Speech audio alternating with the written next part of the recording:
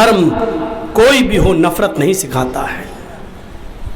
شرع لكم من الدين ما وصى به نوحا والذي أوحينا إليك وما وصينا به إبراهيم وموسى وعيسى نقيم الدين.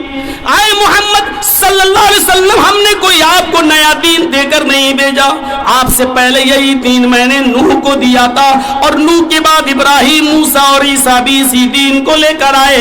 موسیٰ اور عیسیٰ اہل کتاب کا کلمہ بھی یہی تھا. تعالوا إلى كلمة سواء بیننا و بینکم، آؤ ایک ایسے مول منتر کی طرف، آؤ ایک ایسے کلمے کی طرف جو ہمارے اور تمہارے درمیان برابر ہے. اور جب سب کا کلمہ ایک ہے تو اسی لیے اس دین کو اللہ نے سب سے زیادہ پسند بھی کیا ہے. اعلان کر دیا ان الدین عند اللہ الاسلام، اللہ کی درشٹی میں، اللہ کے نزدیک پسندیدہ اور محبوب دین اسلام ہے. اللہ کی درشٹی میں، اللہ کے نظر میں محبوب اور پسندیدہ دین اسلام ہے. یہی اسلام جو آدم سے لے کر محمد صلی اللہ علیہ وسلم تک سارے نبی لے کر آئے، یہی اللہ کو پسند ہے. اور اسی دین کے بارے میں فرمایا وَمَن يَبْتَغِ غَيْرَ الْإِسْلَامِ دِينًا فَلَن يُقْبَلَ مِنْهُ، جو اس دین کو چھوڑے گا اور دوسرا دین تلاش کرے گا، آدم سے لے کر محمد رسول اللہ تک تمام نبیوں کا لایا ہوا دین اسلام، جو اسلام سے منہ چرائے گا، جو اسلام سے منہ پھیرے گا، جو اسلام سے دور جائے گا، اسلام کو چھوڑ کر کوئی دوسرا دین تلاش کرے گا، کوئی دوسرا مذہب تلاش کرے گا، کوئی دوسرا راستہ اختیار کرے گا، فَلَن يُقْبَلَ مِنْهُ، تو وہ راستہ، وہ دین اس کا ہرگز قبول نہیں کیا جائے گا. کیوں کیا جائے؟ جب آدم کا دین یہی، نوح کا دین یہی، موسیٰ کا دین یہی، عیسیٰ کا دین یہی، اور میں کھل کر کہہ دوں کرشن جی کا دھرم یہی، رام چندر جی کا بھی دھرم یہی، تو کیوں آدمی کوئی دوسرا دین تلاش کرے گا؟ مین چیز عبادتیں ہیں، توحید ہے. تو وہ دیکھ لیجئے ہر مذہب کے اندر توحید موجود ہے. بھئی ہم بھی تو یہی کہتے ہیں. اگر ہمارے یہاں یہ بات کہی جا رہی ہے ایک اللہ کو پکارو، ادعونی استجب لکم، مجھے پکارو میں تمہاری دعا سنوں گا، میں تمہاری پکار کو سنوں گا. اگر ہمارے یہاں یہ بات کہی جا رہی ہے کہ اللہ کے علاوہ تم کسی اور کو مت پکارو، ولا تدعوا من دون اللہ، اللہ کے علاوہ تم کسی کو مت پکارو جو تمہیں نہ نفع دے سکتا ہے نہ نقصان پہنچا سکتا ہے. ما لا ينفعك ولا يضرك فإن فعلت فإنك إذا من الظالمين. اور اگر تم ایسا کرو گے تو ظالموں میں لکھے جاؤ گے، ظالموں میں ظالم قرار دیے جاؤ گے. جب ہمارے یہاں یہ لکھا ہے تو یہی چیز تو آپ کے یہاں پر بھی لکھی ہوئی ہے. یچتیو یو پمما نستسما دیوی شوری ریشا، جو کچھ بھی مانگنا اس سے مانگو.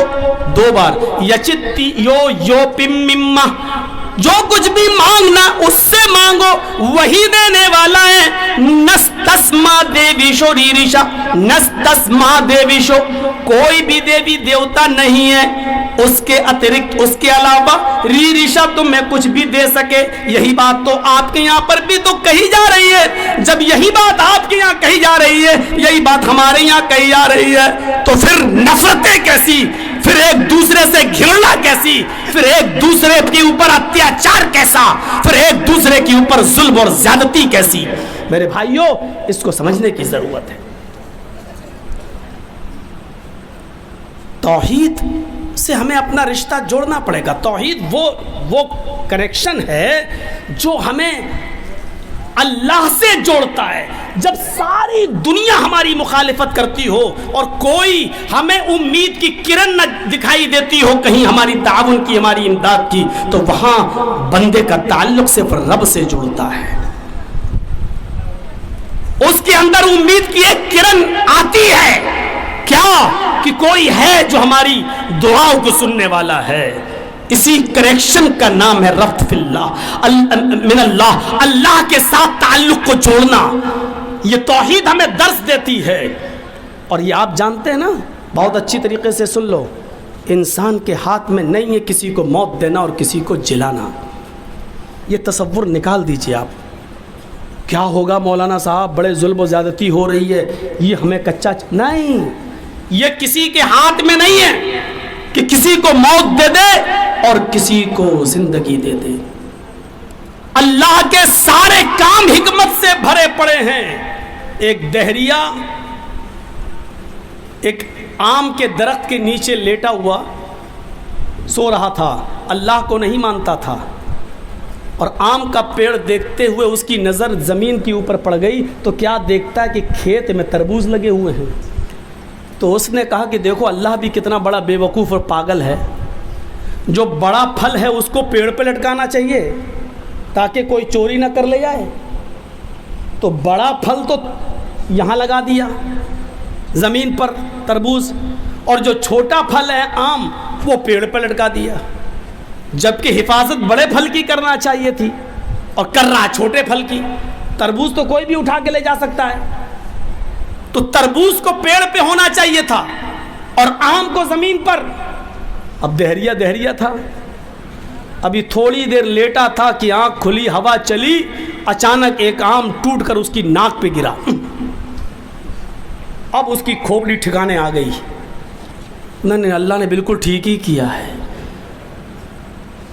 اگر اس پیڑ پر تربوز لگا ہوتا اور اگر یہ ٹوٹ کر گرتا تو نہ میری ناک بچتی نہ دانت بچتا, دونوں ٹوٹتا. تو کھوپڑی بالکل ٹھکانے آ گئی اس کی. وہ سمجھ گیا کہ اللہ کا ہر کام حکمت سے بھرا پڑا ہے.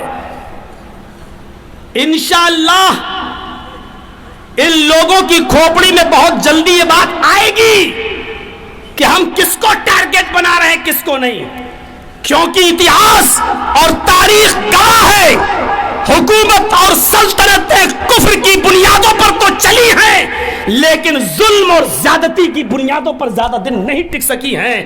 نہ نمرود کی ٹک سکی, نہ فرعون کی ٹک سکی, نہ ہٹلر کی ٹک سکی.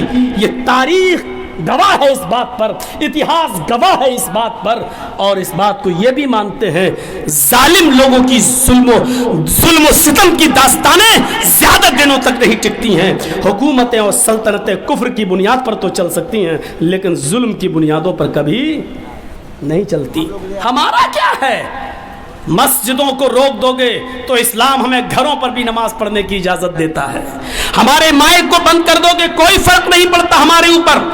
ہمارے نبی محمد رسول اللہ نے جب آخری خطبہ دیا تھا حجۃ الوداع کا, وہ مینا کا میدان تھا, 1,44,000 صحابہ کی بھیڑ تھی, اور نوٹ کیجئے کتنی, 1,44,000 صحابہ کی.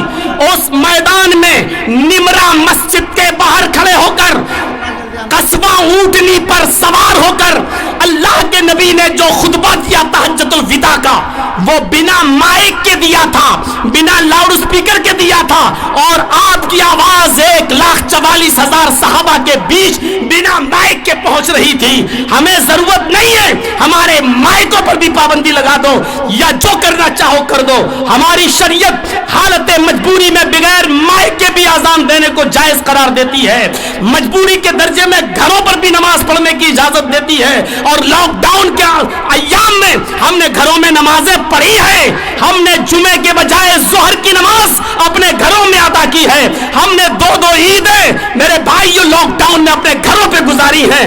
2 مہینے رمضان کی 2 مہینے کی تراویح 2 سال کی میرے بھائیو گھروں پر پڑھی گئی ہیں. ہمارے اوپر کوئی فرق نہیں پڑتا ہے. میرے پیارے ساتھیو, اگر مائک ہماری مسجدوں سے اتریں گے تو آپ کے مندروں سے بھی تو اتریں گے, کیونکہ کورٹ کے نیم تو یہ ہے کہ 10 بجے رات کے بعد سے لے کر صبح 6 بجے تک مائک پر پابندی ہے. میرے بھائیوں ذرا اپنی بھی سوچو. ہمارے یہاں تو یہ ہے کہ ہم جرجیت صاحب کی آواز بھلے ہی 5-10 ہزار آدمیوں میں نہ پہنچ پائے بغیر مائک کے, لیکن ہمارے لیے نمونہ موجود ہے. 1,44,000 صحابہ کو جو خطبہ دیا تھا اللہ کے رسول نے, وہ بنا مائک کے دیا تھا. قصبہ اونٹنی پر کھڑے سوار ہو کر آپ نے وہ خطبہ دیا تھا 1,44,000 صحابہ کو. ہمیں کیا ڈراتے ہو؟ مصلحت کا تقاضا ہے, سمجھوتا کر لیتے ہیں. اور سمجھوتا کرنا تو ہمیں ہمارے نبی نے سکھلایا ہے. نہیں چلنا چاہتا ہوں اس طرف. صلح حدیبیہ پوری کی پوری بھری پڑی ہے وہ داستان. ایسی صلح, ایسا سمجھوتا عقل بھی نہیں کہتی کہ اتنا دب کر سمجھوتا کرنا چاہیے. اے محمد صلی اللہ علیہ وسلم, اس مرتبہ آپ جائیے اور آپ کے صحابہ جائیں, ہم آپ کو عمرہ نہیں کرنے دیں گے. آئندہ سال آپ آئیے گا, ٹھیک ہے چلے جاتے ہیں. آئندہ سال آپ آئیں گے, 3 دن سے زیادہ آپ کو مکے میں رہنے کی اجازت نہیں دی جائے گی. یا اللہ, مکے میں ہمارے باپ دادا کے گھر آج بھی موجود اور ہم ہی کو ہمارے گھروں سے روکا جا رہا ہے. ہمارے باپ دادا کی زمینیں آج بھی مکے میں پڑی ہوئی ہیں اور ہم ہی سے کہا جا رہا ہے کہ مکے میں 3 دن سے زیادہ نہیں رکنے دیا جائے گا. ہم ہی نے اس ملک کو آزاد کرایا ہے اور ہم ہی سے کہا جا رہا ہے کہ تمہیں اپنے دستاویز دکھانا پڑیں گے کہ تم اس ملک کے ناگرک ہو یا نہیں ناگرک. اس سے بڑا ظلم ہمارے اوپر اور کیا ہو سکتا ہے؟ لیکن اس کے باوجود اللہ کے نبی نے کہا ٹھیک ہے, ہم 3 دن سے زیادہ مکے میں نہیں رکیں گے. اس سال نہیں جائیں, ٹھیک ہے جا رہے واپس. آئندہ سال ہم اور ہمارے صحابہ آئیں گے, ٹھیک ہے آئیے, لیکن 3 دن سے زیادہ مکے میں نہیں. کہا ٹھیک ہے. ہمارے آدمی, ایک اور شرط, ہمارے آدمی تلوار لے کر گھومیں گے ننگی کھلی ہوئی, اور آپ کے صحابہ تلوار لا تو سکتے ہیں لیکن تلوار میان میں ہوگی, کھلی ہوئی تلوار لے کر نہیں. ہمارے آدمی تلوار لے کر گھومیں گے لیکن آپ کے آدمی تلوار لے کر نہیں. آپ نے کہا ہم لڑنے کے ارادے سے آئیں گے ہی نہیں, اس لیے ہمیں تمہاری یہ شرط بھی منظور ہے. اور چوتھی شرط, ہمارا کوئی آدمی بھاگ کر اگر مدینے جائے گا تو آپ کو واپس کرنا ہوگا, اور آپ کا کوئی آدمی اگر بھاگ کر مکے میں آ گیا ہمارے پاس تو ہم اسے واپس نہیں کریں گے. اللہ کے نبی نے کہا مجھے تمہاری یہ شرط بھی منظور ہے. سگنیچر ہونے لگے.